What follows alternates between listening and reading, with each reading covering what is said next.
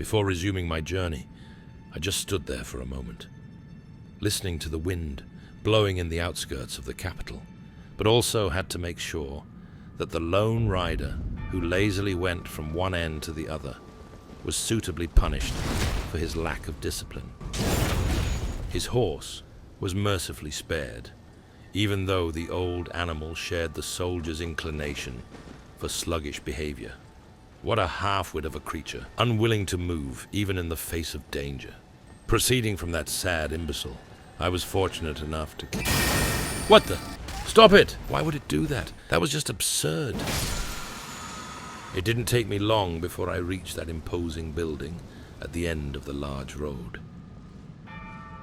Within minutes, the moving floor had transported me down to a rather unpleasant place.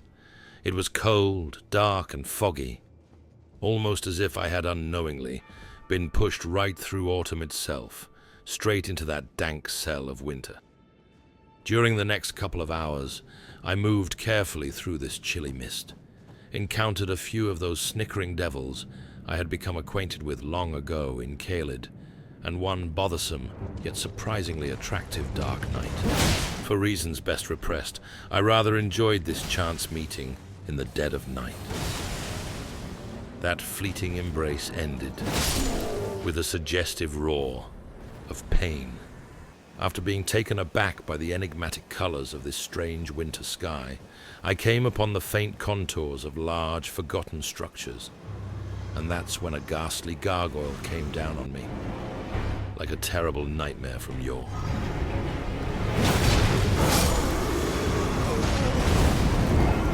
What exactly had made this world so inherently hostile? Me and Alexander had our work cut out for us, that much was certain.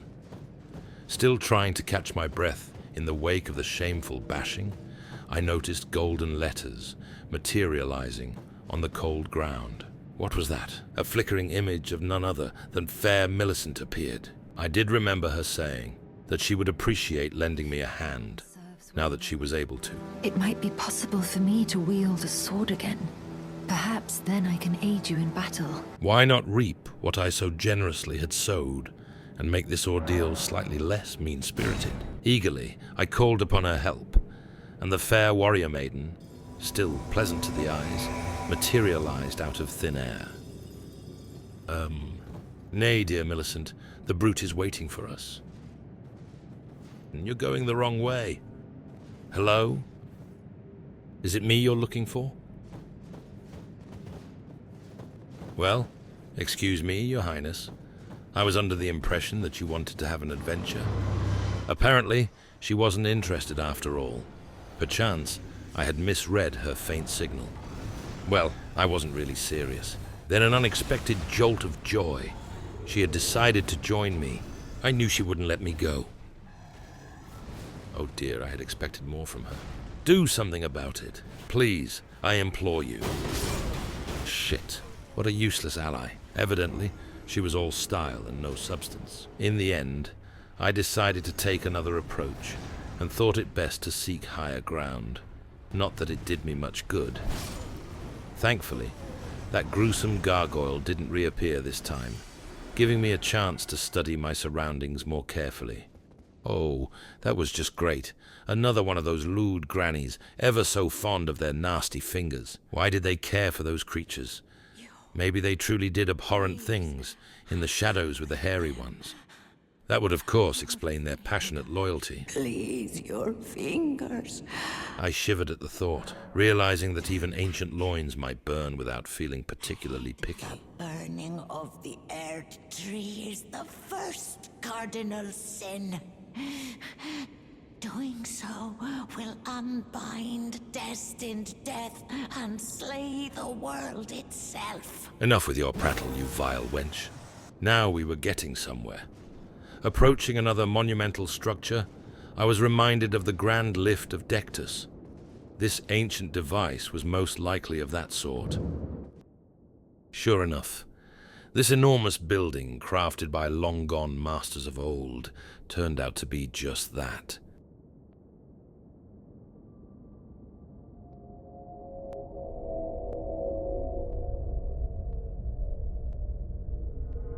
Standing on that trembling contraption, I hoped to soon see the mountaintops, and began an ascent that lifted me miles into the air, until finally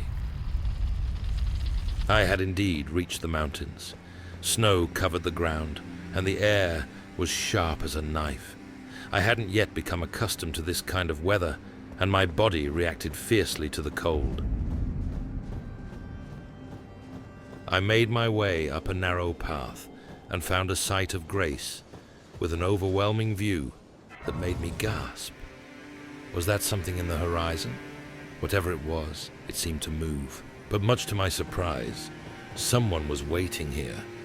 A curious fellow with a quaint helmet, which seemingly only protected other people from whatever face he was hiding. Finally, we meet the Tarnished, who would be Lord. He introduced himself with a familiar name. Shabriri, you were about to sacrifice something precious, the life of a fair maiden, Excuse me?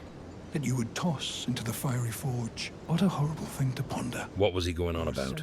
I've contemplated no such thing. Descend into the depths far below the Erdtree capital.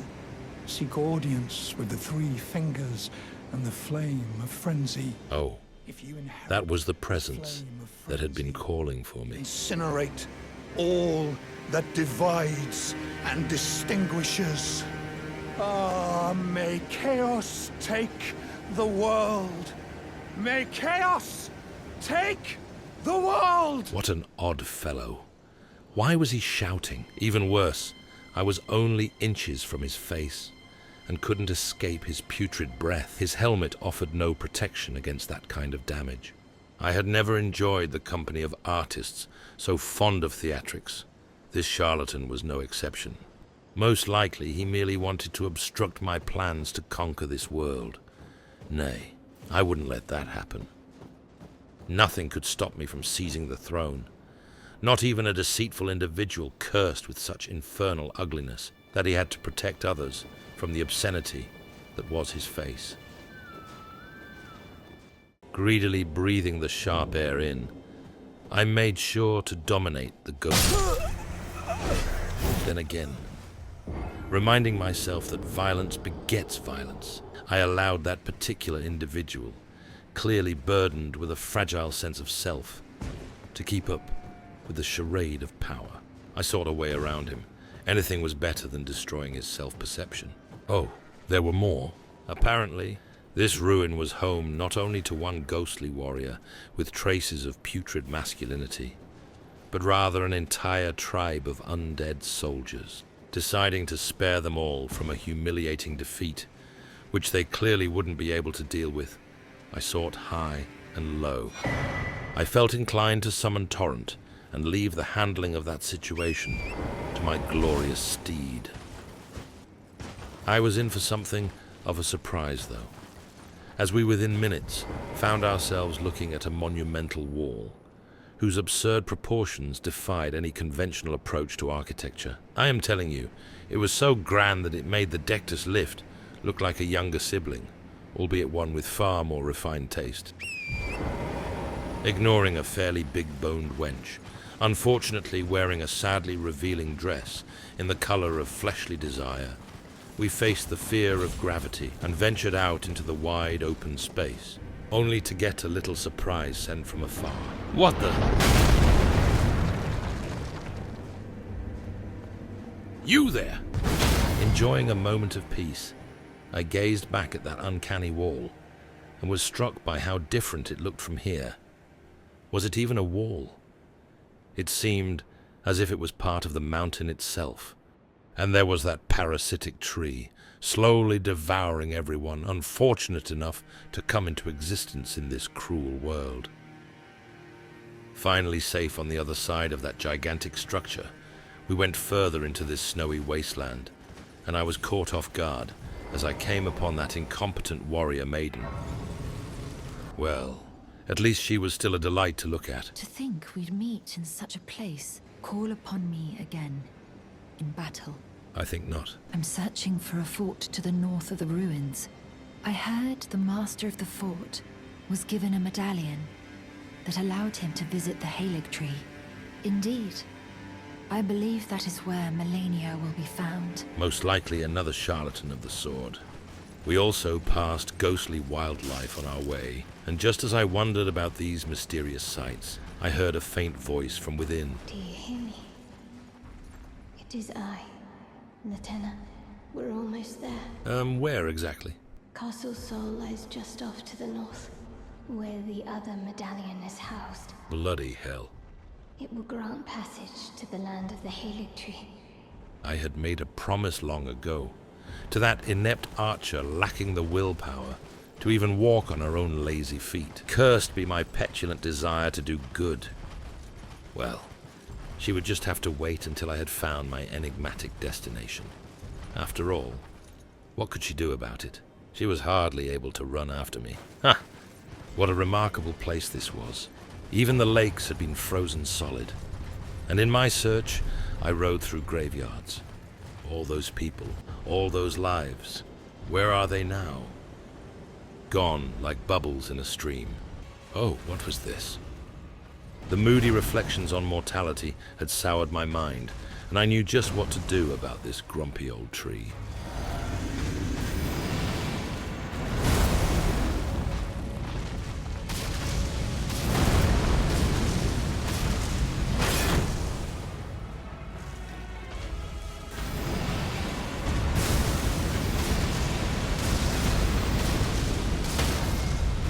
There were two of them now? Well, the more the merrier. My flames didn't differentiate. Burn, you petulant wooden freaks.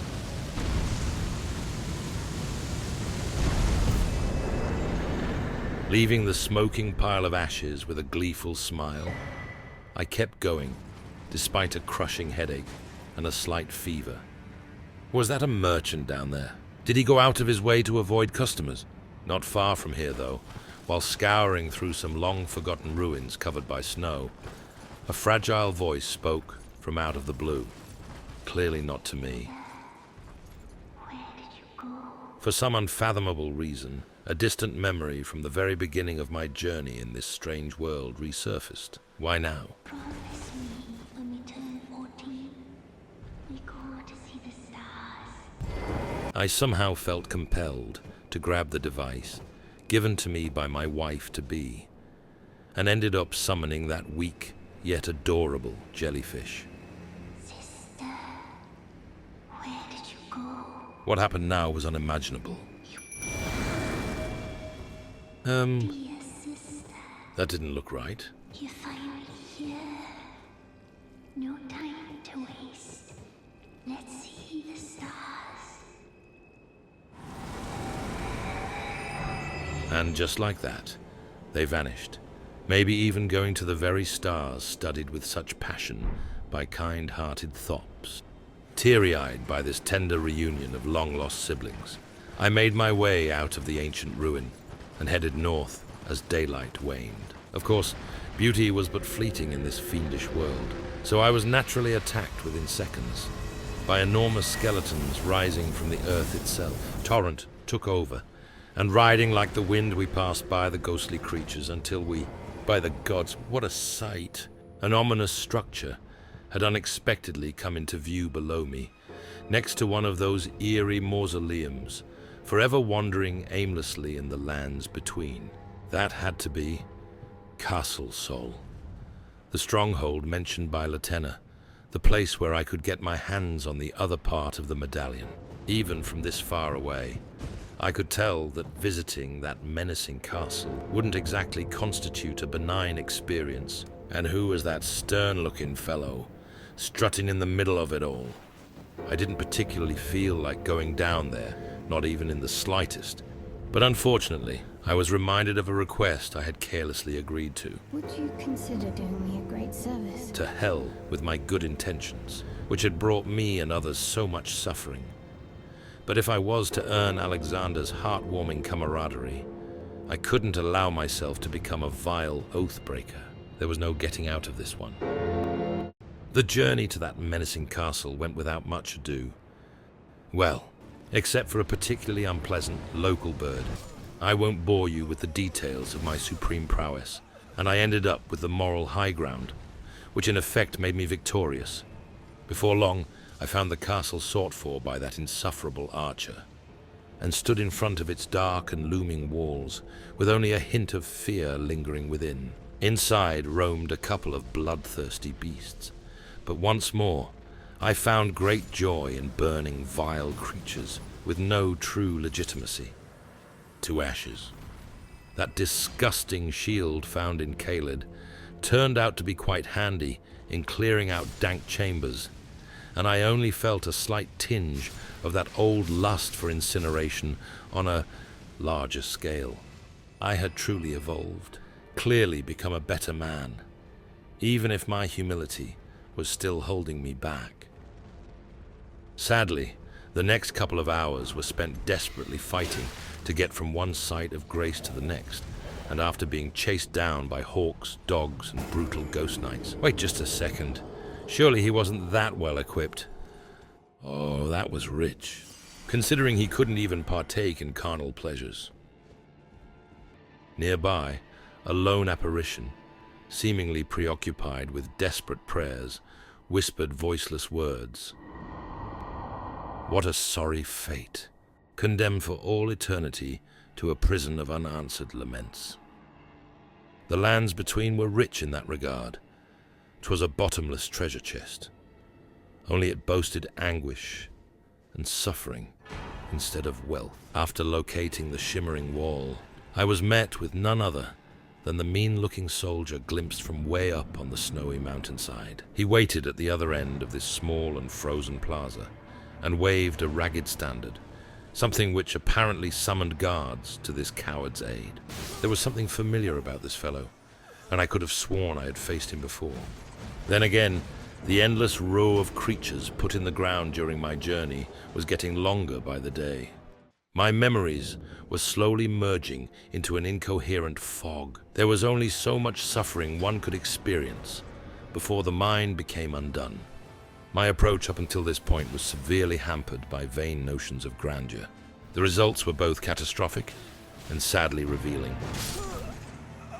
As an old saying went, overconfidence is a slow and insidious killer. My bruised sense of self needed to be held tightly. This was too much. I desperately yearned to feel safe again, to be protected while pummeling that obnoxious commander into oblivion. But lo and behold, inspiration suddenly gifted me an idea. There was only one way out of this hellish hole of humiliation. I had to honor my dead friend, and once again equip my heavy iron balls, as well as that amusingly burly set of armor found in the capital. I felt larger than life, protected by thick layers of metal with delightful curves around my body. You're the one for me, fatty. Yet, I also desired more freedom than was possible, dressed like this. Simmering with hatred, I entered the small arena one final time and got ready for the first onslaught.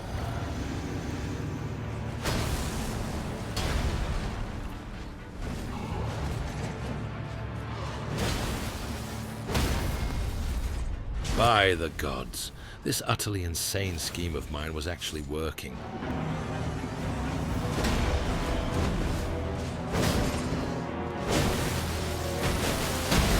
After crushing the remaining guard like an old dog on his deathbed, I carefully prepared myself for the commander's icy retribution.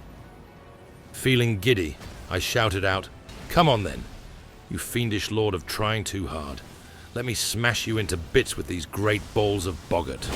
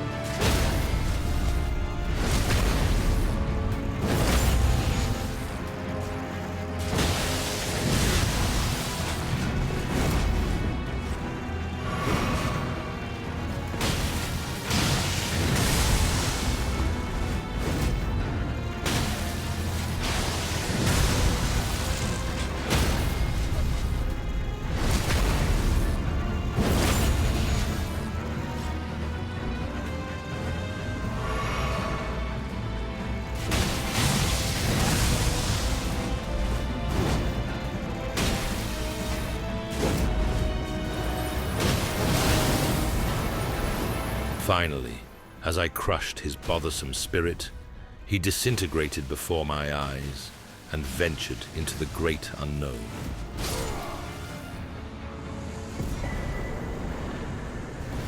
Only I remained under Rani's watchful moon. Breathing heavily and full of exhausted joy, I felt strangely satisfied, and for some fleeting seconds, I felt no desire to move a muscle, nor adhere to any obligations. I just wanted to sleep and never wake up. Ah, yes, to sleep, perchance to dream. Yet I had sworn an oath to that lazy and anything but lethal archer. Cursing the day I met her, I wearily made my way up a nearby lift and ran up a couple of stairs until I could go no further. Another one? Did these phantoms ever consider that their endless moaning was tiresome? Here I found it. The other half of that medallion needed to fulfill my promise. This was it. The world ended here. There was nothing but an impenetrable wall of white. Except what was that? Was I imagining things? But somehow I knew that monumental tree was all too real, and deep down in my heart, I knew what I was looking at. Even if I had to backtrack for days before I would get any closer, the barely visible depiction engraved on the now complete medallion told me all that I needed to know. We had to head back and revisit that remote lift of Rold. The next couple of days, Torrent and I did our best to stay clear of trouble while trudging through these snowy lands. One late evening, we arrived at the lift, forever shrouded in darkness. Sure enough, the ancient statues reacted to the secret medallion, and with no small feat of wondrous and long-forgotten craftsmanship, brought me to another place altogether. Going through a dusty dungeon, patrolled by snickering devils, as well as a curious and suicidal creature who decided to jump into the abyss below rather than face me. I found myself outside again, albeit this time without a clear view. I had stumbled into the midst of a snowstorm, and now I once again depended on my trusty steed to get me through this nightmarish blizzard. After barely escaping this freezing space of blinding whiteness, we arrived at a quiet land of barren beauty. We have reached the land of Michaelis Haligtree, How delightful. She was back. where Lobo and I began our travels. It's entirely thanks to you that I'm so close to home. I'm painfully aware of that fact, my dear. These great snow-laden lands stretch far to the north, and beyond the ancient bowers, in the liturgical town of Ordina, lies the place to which I must return. What was that about a town? Most likely where she wanted me to take her. At least, we were just about done with pain and hardship. Thank the gods. For some unfathomable reason, I didn't head north right away. Even to this day, I still don't know why. Well, I might have felt a slight tinge of loathing toward that archer who had pestered me for so long. Perchance I wanted to torment her and prolong her waiting.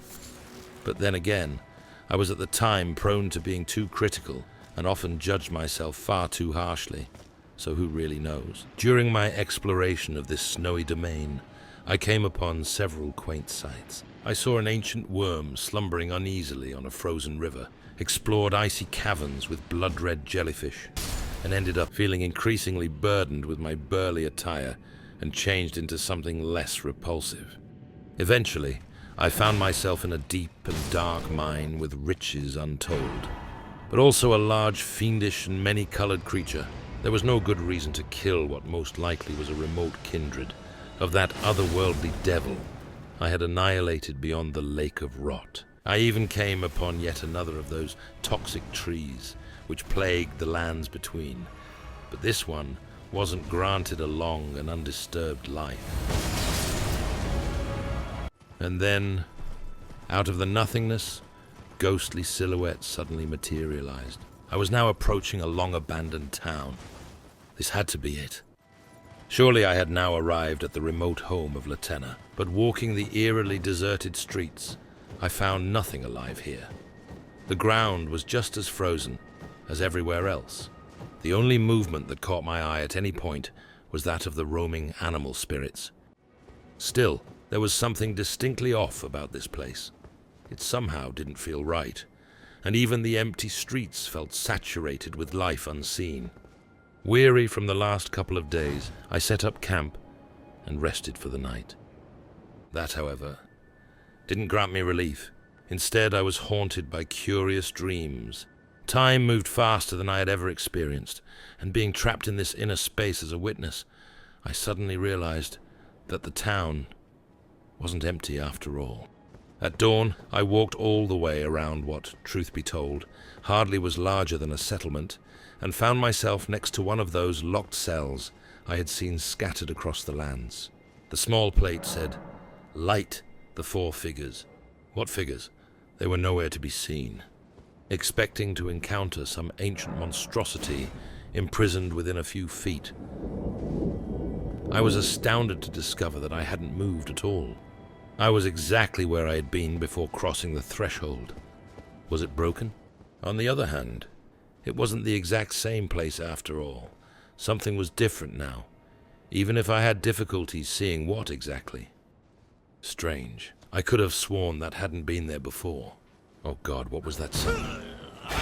Out of absolutely nowhere, a nimble and lethal assassin had appeared. Stop it! I was so rattled that I couldn't even collect my thoughts and was annihilated altogether. I couldn't for the life of me imagine what I had done to deserve this silent treatment. It was somehow reminiscent of the fairer sex and its cruelty. That cell wasn't merely a container of some unruly sinner, but rather another dimension entirely, haunted by invisible and freakishly deadly assassins. Despite lacking the wits required for solving riddles, I did realize what the gargoyle Platt had referred to. "Leave me be! Please, I beg of you, no more!" I had to find the figures and actually light them, preferably without falling into those sleek hands. Deciding it was better to keep my distance at this point, I began looking for higher ground. "Ha! What are you going to do about it? Oh, pray tell." A bit more at ease now that I wasn't in danger anymore, I began... What was that sound? What? Wait a moment. Those archers seemed familiar. Was that Latenna's brethren? Why did they shoot at me? Apparently, they were just as lazy as she was, and didn't even deign to move their feet because of those monumental egos. Unfortunately, that didn't make them any less dangerous. There was something about that figure, though, and then it dawned on me. Many moons ago, while entering the tower of my wife-to-be, I had also come across a statue of a young girl. Nay, they were not alike after all. I was so confused. It didn't matter for the time being, because I had a score to settle with those salacious sharpshooters. And I had arrows of a respectable size up my sleeve. Eventually I made my way through them all, and for each one that fell to the ground, I felt sparks of sensual joy. With the archers out of the way, I was at least free to roam the rooftops, and before long the 4th figure was lit. A gateway had been opened, and I could finally bring Latenna home. Oh, what joy. I would soon be free of that haughty voice inside my head, seething with unjustified arrogance. This didn't look right. Overwhelmed by this most unexpected sight, I whispered to the archer, who, for once, held her tongue. "I have a feeling we're not in Ordina anymore." Despite not being entirely pleased with this unfortunate development, I took a moment to take in this eerie sight. I now stood at the top of a huge tree, and while not as tall as that famed Erd tree, this strange organism sure gave the sacred Axis Mundi a run for its runes. Far down below me, I spotted pavilions. Somebody actually lived in the tree itself. The structures looked beautiful. Surely this was the home of civilized and law-abiding noblemen who spent their days pondering morality and decency. And would you look at that? Those pale and fleshy musicians, resembling rotten albino apples I had come upon in the capital, were here as well, blowing their strange horns in a perverted unison as was their custom. I somehow had to get back to that god-awful land of snow and blizzards, gods be willing, and then find a way to burn those thorns keeping me from my throne. Well, you might not be surprised to hear that this ordeal turned out to be fairly tiresome. In the beginning of this unique experience, I found a particular joy in using the general's great bow to make those bulgy perverts moan in pain from a safe distance, but quickly realized I could never equip the amount of arrows required for such a sordid assault. Eventually, I ended up slicing their obscene and soft bellies with my trusty sword, and it didn't take me long before that approach gifted me with a rather misplaced sense of self. Oh no. Not wanting to spend more time with what clearly were failed and mutated artists, burdened with no real obligations, I decided to run across the large branches and make my way down to the structures I'd seen in the distance. Even if that wholesome approach truly seemed fit for a giddy son of nature, it came with its own distinct sort of issues, and I ran like a madman, past enormous ants spewing vile substances, fell into the oblivion below me on more than one occasion, and suffered extremely destructive bubbles that rained down on me from nearby. During these hours of haste, I came across a curious sculpture depicting a maiden with her arms around a child. Well, arm at least. Unlike Millicent, who was just as pleasing to the eye as without real skills of war, the tragic individual in front of me hadn't been rescued. I could have mended her. All of a sudden, I knew where I was. Oh dear, had I arrived at that famed warrior maiden's northern domain? The very one that faced the general in his prime. Later that afternoon, I finally arrived at the structures built in the tree itself, but unfortunately, reality wasn't a match for my naive hopes of meeting a civilized population. Instead, I was greeted by degenerates on their knees, worshipping invisible deities, and clearly suffering from inbreeding. How repulsive. Apparently, this lovely place had long been overrun by disgusting creatures, longing for the great beyond. Who was I to reject their yearning? The truth of the matter was that as I made my way further down into these empty halls of yesterday, I saw one monstrosity after another, and nowhere were the original residents to be found. Well, eventually, I did encounter a couple of exceedingly bothersome wizards who wielded powerful magic in the form of great hammers. Not quite the nobility I was hoping for, though. Upon reaching a great and open plaza, I was rudely greeted by an admittedly breathtaking knight, the first living creature I'd met, which might have actually been part of this beautiful settlement's original population. Alas, the knight turned out only to be pleasing in terms of aesthetic splendor, and made it quite clear that I wasn't welcome. I had seen this lump of meat adorned with shiny armor before, but where? Thankfully, the fight wasn't exceedingly difficult after all, even if that bothersome and clearly magical warrior was surprisingly nimble. Wait a moment, this was it. Now I realized where I'd seen this knight before. Way back, while sneaking through the secret garden of my mistress, full of enigmatic and damp scents of lust, I had faced an apparition protecting her innermost domain. And I happily took it upon myself to make the culprit responsible become an actual ghost. Taking a moment to gather my thoughts in the aftermath, I acknowledged that this particular obstacle might only be the beginning of my troubles, and decided to keep at it. But the thing about the lands between was this: every single time you thought you'd seen it all, you ended up being shaken to your core once more. It never stopped. It never ceased to amaze me and kept me perpetually on my guard. The beautiful but overgrown town recently traversed had only been a prologue to a significantly more glorious chapter.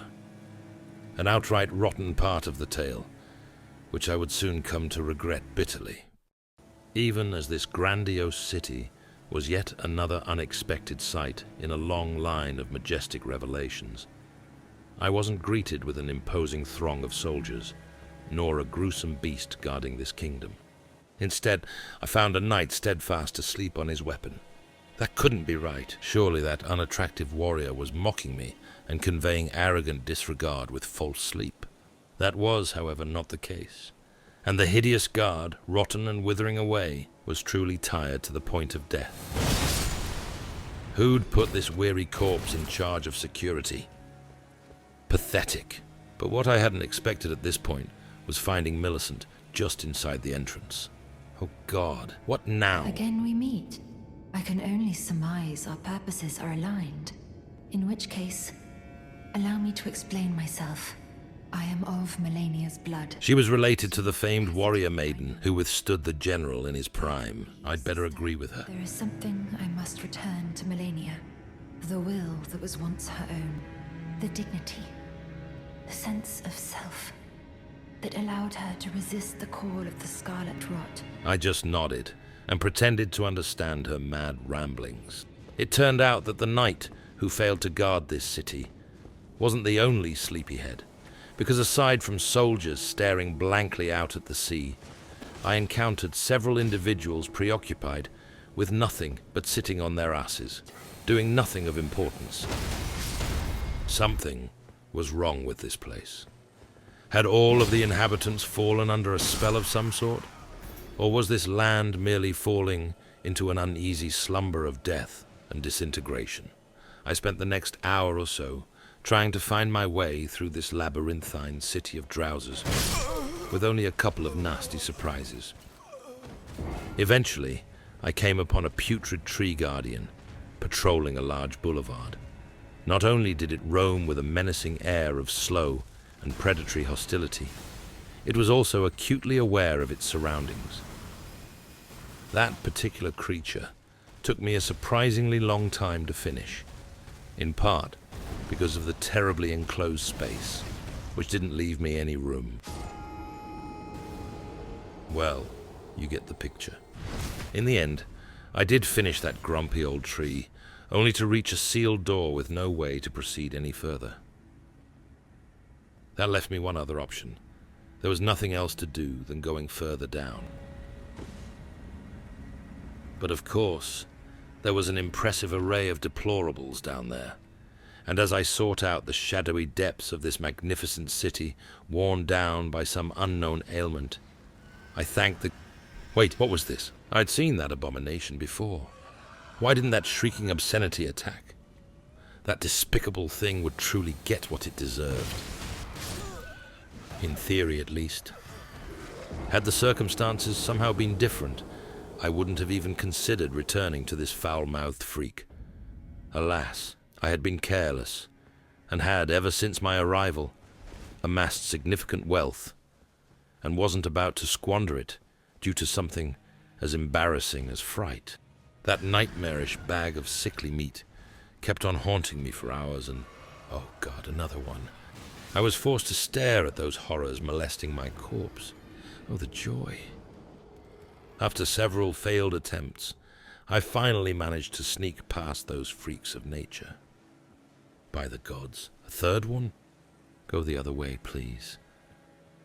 I beg of you, I should move. Better to be safe than sorry. Oh no, God damn it. I ran as if torrent carried me, reached a ladder and climbed as best as I could, right up into the arms of a smiling guard. Oh, so you like to watch, do you? I'll give you a closer look then, you pervert. At this point, I briefly lost track of time, and must have continued my frenzied burst of anxiety-fueled will to live. I had somehow, in that dreadful state of confusion and fear, jumped across a large gap, and now found myself in a dusty and quiet chamber. This place had a soothing effect on me, and while I caught my breath again, I took my time to carefully go through the belongings left by some unknown scholar. Where were the other inhabitants who used to live in this city? The mere fact that someone ages ago had deemed it fit to create breathtaking mosaics told the story of a different time. It grieved me greatly to part with this unexpected cell of tranquility, but the journey had to be resumed, even if I didn't really know where I was heading. Was haughty Gideon truly the last scholar left alive? During my travels, I had only come upon 2 others, one of them a foul-mouthed vermin in the service of my mistress, the other a kind soul. Keeping at it, I came upon packs of mute Crystalian guards, and even more of those disgusting eggs. Why leave these abject horrors around?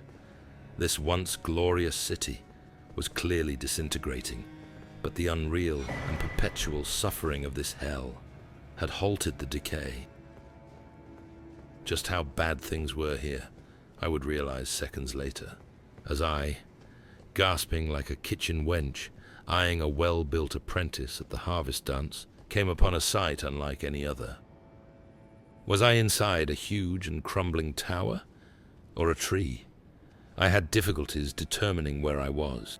A toxic river of fuming, seething substances dominated the unreal space, and I couldn't help but inhale the sweet smell of rotting organisms. I'd rather not dwell on the sad turn of events that followed, but I can tell you this much. After being assaulted by the loathsome insect warriors I had encountered ages ago in Caelid, I ended up in quite a pickle. That wasn't the real tragedy, though, but rather what happened in the aftermath of the skirmish in the rotten swamp. Here, I was summoned to aid none other than Millicent, against what could have been her sisters. Make no mistake, all of them were cruel and exceedingly gifted in the art of war, and I was forced to reassess my belittling attitude towards that one-armed warrior maiden I had saved in the crumbling church. "Millicent, help me!" How could I have been so wrong? She was absolutely glorious. We were victorious, and I made sure that none of those ghastly siblings would ever haunt her again.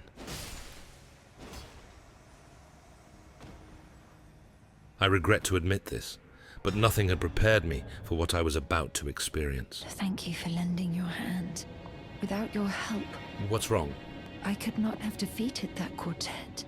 I feel as if I've been in your debt from beginning to end.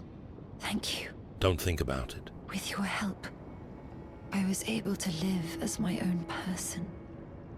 If only in passing. This is where things end. Oh no. I paused to even tell you, but I took out the needle myself. Why do such a thing? If I am to flower into something other than myself, I would rather rot into nothingness as I am. Let me pass alone. The scarlet rot writhes now, worse than ever. Soon, I won't be more than a mound of flesh, curse-laden, untouchable. I wouldn't want such a thing to bring you harm. The rest was silence. Shocked by her untimely death, I heard her words of departure, over and over again. This is where things end. Not knowing what to feel, I was numb inside. I went through ancient drainage systems and finally stepped out into the light. What was this place?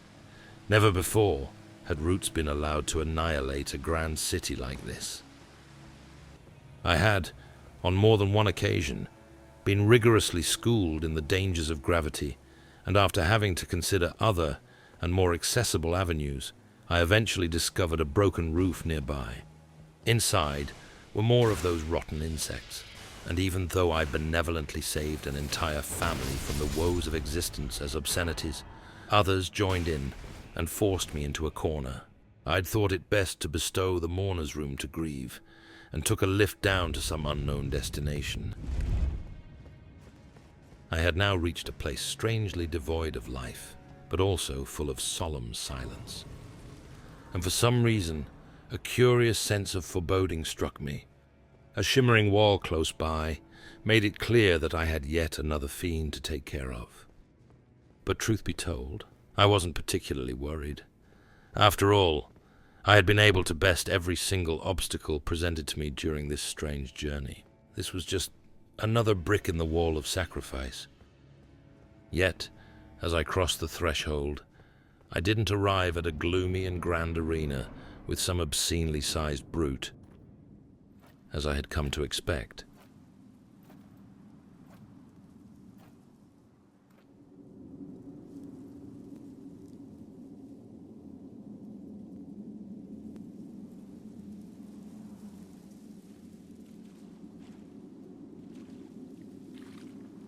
There was nothing but eerie solitude and the sensation of eons gone by, except for a maiden with magnificently red hair. What a beauty! Another arm missing? It reminded me of the statue I'd seen. She looked as if she'd been sitting there forever. Oh, she had a mechanical arm as well. A gust of wind from some unseen corridor disturbed the leaves at her feet. What the... Oh, the sleeper had awakened. I dreamt for so long.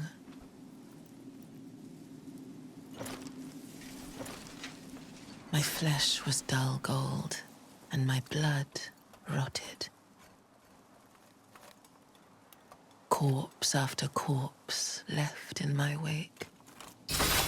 This hardly bode well. As I awaited his return.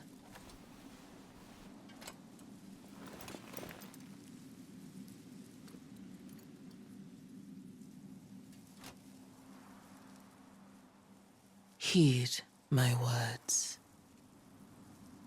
I am Melania, Shit. Blade of Mikola. This is what helping a lazy archer gets you.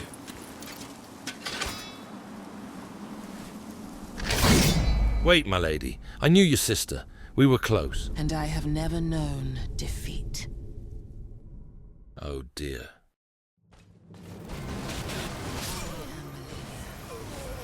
What the...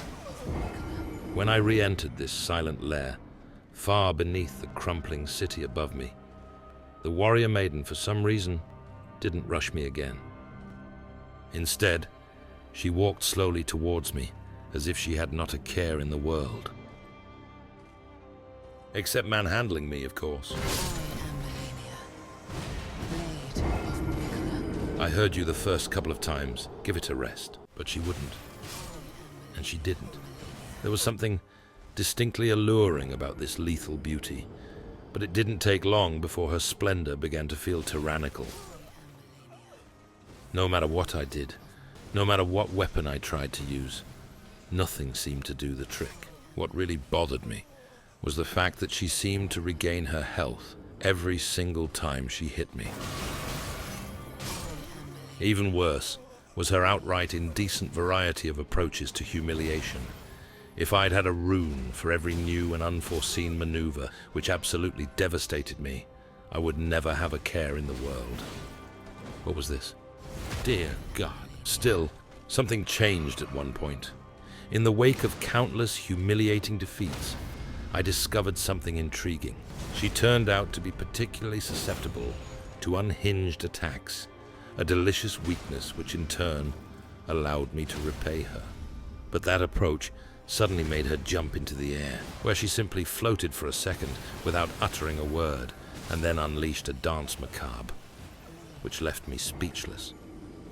How could I ever defeat such a monumental power? No wonder she had held her own against the general in his prime.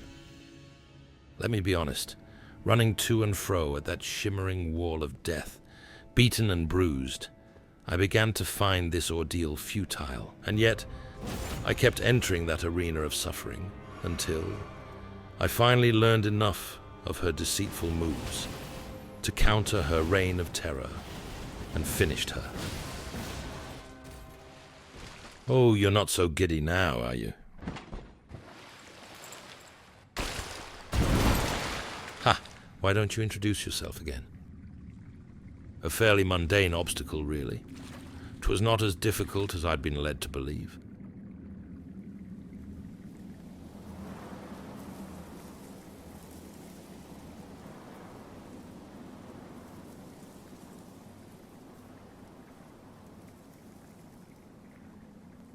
just as I was about to leave this battlefield, which sadly had amounted to much ado about nothing, an unexpected voice Wait. made me pause. Terror overcame me as I beheld a vile abomination from hell itself.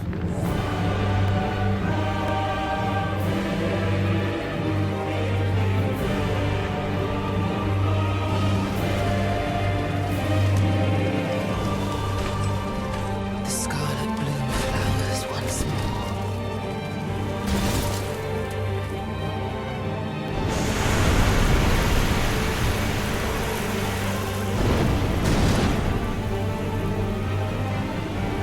You will witness true horror.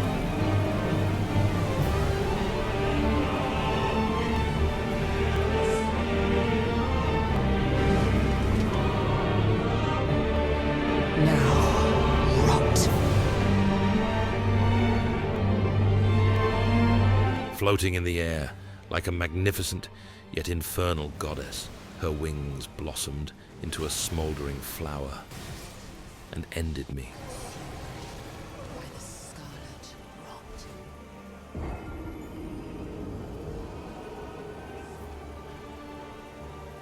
It had become apparent this ordeal of horrors couldn't be overcome. Her majestic powers were too much, and clouded my mind with oppressive thoughts of submission. She was annihilation made flesh, and never before had such a creature walked the earth. As if sleepwalking, I slowly stumbled towards the lift which had brought me down here, but as I saw the faint light from outside, the voice of a dear and deceased friend of mine spoke to me. You've got a real thing here, eh? A sudden insight struck me. My friend had not only left me his big balls of iron, but perhaps more importantly, he had also transferred to me the ability to let rage grow into a storm of manly fury. Piss off before I crack you in half. Returning to the arena one final time, I allowed myself to shout out from depths of anger and became engulfed in primordial rage.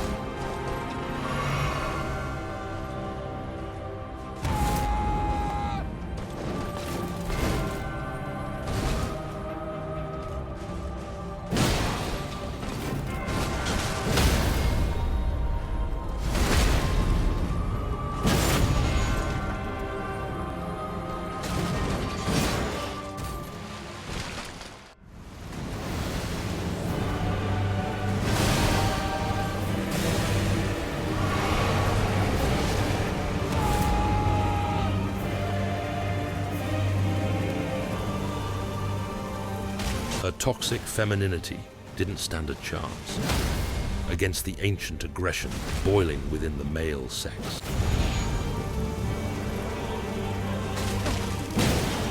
Once again, her wings spread out like a glowing angel of rot, but I came prepared. And one final time, I allowed the anger within to shout, "Let it all out."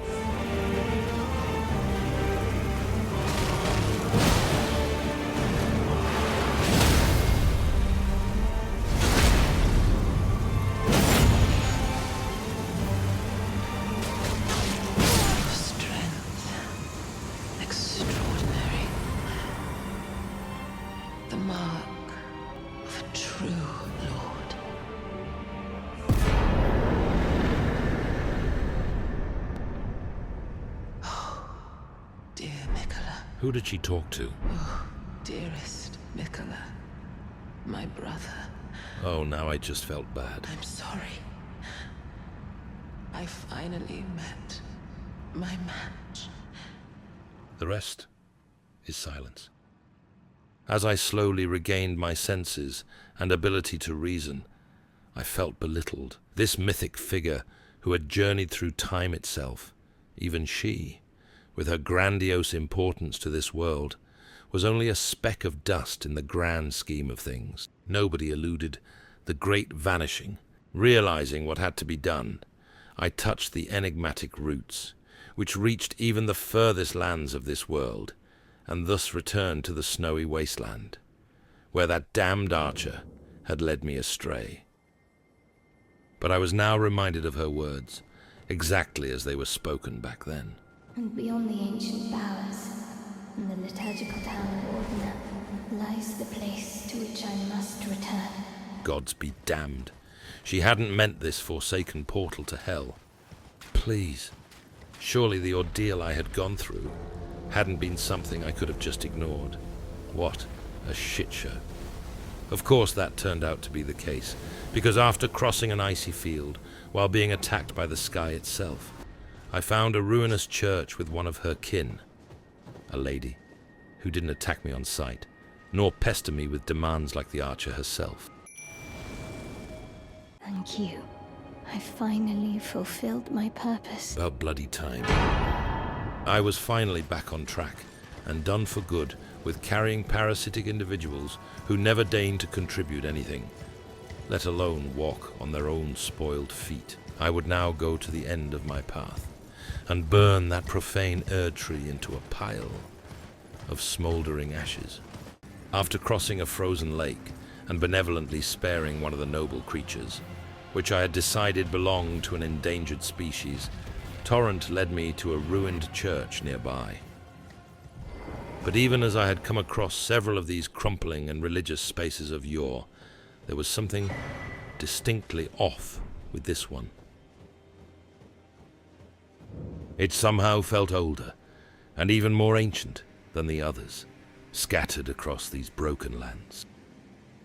Yet the statue of that lovely lady, who among the inhabitants of this world went by the name of Marika, had retained most of her original features. I didn't know whether it was the frost which had slowed down time, but for some reason I felt closer to the initial source of whatever divine revelation had created this ancient line of churches. It was almost as if we were getting to the birthplace of this world. I felt close to the mythic age which had spawned this cosmos. But what was it with those dead noblemen perpetually staring at the horizon? In the hours that followed, Torrent guided me past underground prisons and ghoulish castles guarded by the strange and fiery soldiers I had seen near Alexander's lake of fire.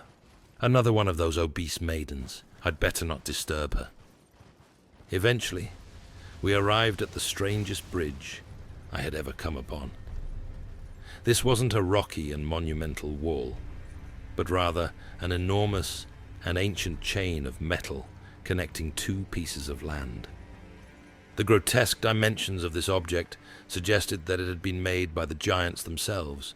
No mere mortal could construct such a thing, but as we crossed this off-putting chain as slowly as possible, I felt terror take hold of me, because of the frozen nightmare of a battlefield in front of me. We entered a graveyard of dead giants covered in snow, left by killers long gone. They had all been pierced and tortured by immense thorns of some sort. And I thought to myself that no hatred could have justified such an onslaught.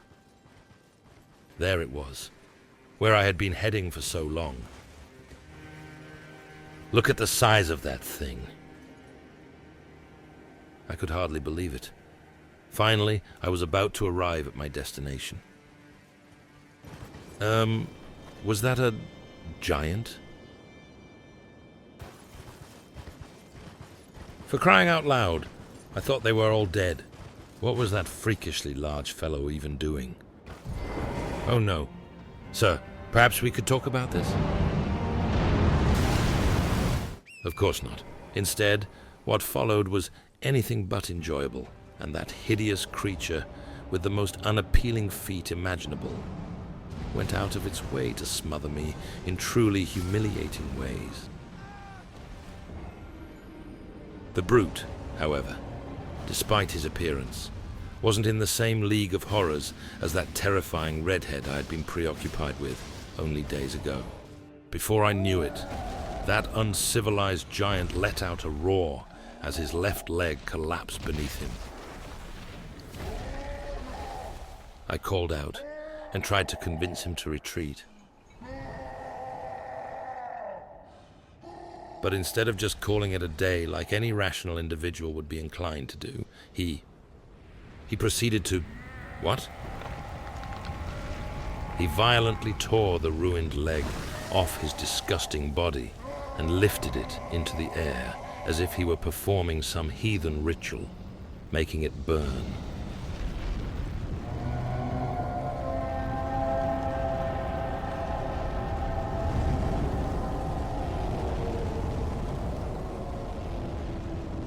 Oh my God. A huge eye appeared on his chest. Now that was just unsightly. It was at this point that everything escalated. The giant fell forward onto his hands, and while he roared like a beast in pain, I made the brute lose his balance and began to apply a tiny bit of pressure to that ghastly third eye. He desperately tried to escape the wild strikes I generously bestowed upon him, and attempted to hinder my affectionate attention by making it rain fire and brimstone. But to no avail. In the end, that lone creature was sent into the great unknown. Nobody would keep me from my destiny as the noble savior and redeemer of this lost world. It was time, and after summoning Torrent, I slowly approached that enormous cauldron, which apparently had been here since the beginning of time itself. Oh no. Was it broken? We overcame the steep climb, up yet another rusty chain, and looked into the empty container still smoldering. The only sign of life up here was a remote site of grace. At long last, that elusive maiden who had led me here returned. I have long observed the lands between. This world is in dire need of repair and death. Indiscriminate. Are you prepared to commit a cardinal sin? Oh, I was ready to burn the Erd tree and those finger-loving grannies. Do it! Very well. Let my hand rest upon you. For but a moment. We slowly got on our knees, and for the first time, I noticed the ancient scar tissue on her pale skin. And then I fell into a great abyss of vivid dreams. I floated outside of my body and saw myself in a deep sleep, while my mysterious companion rose to her feet.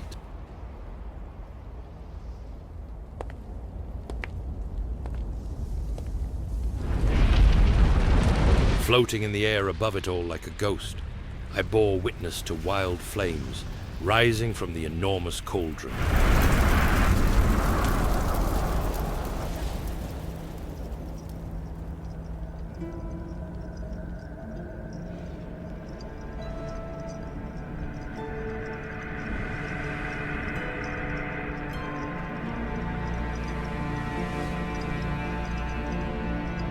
Then she got engulfed by the flames and wore them like a dress.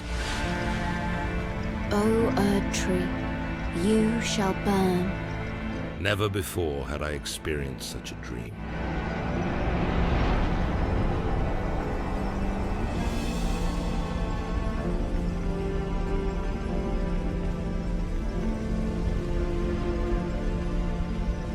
Burn for the sake of the new Lord.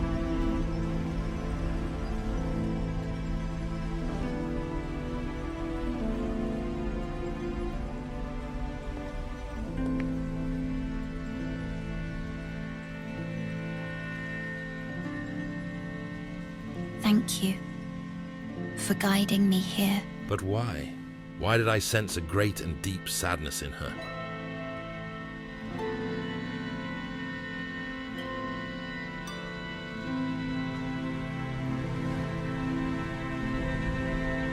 The one who walks alongside flame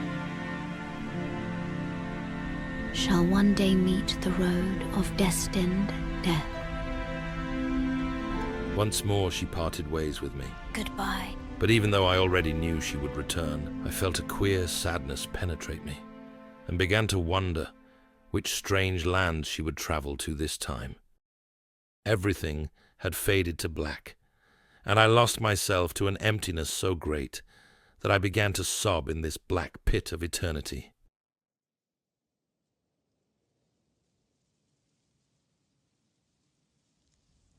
What an infernal nightmare.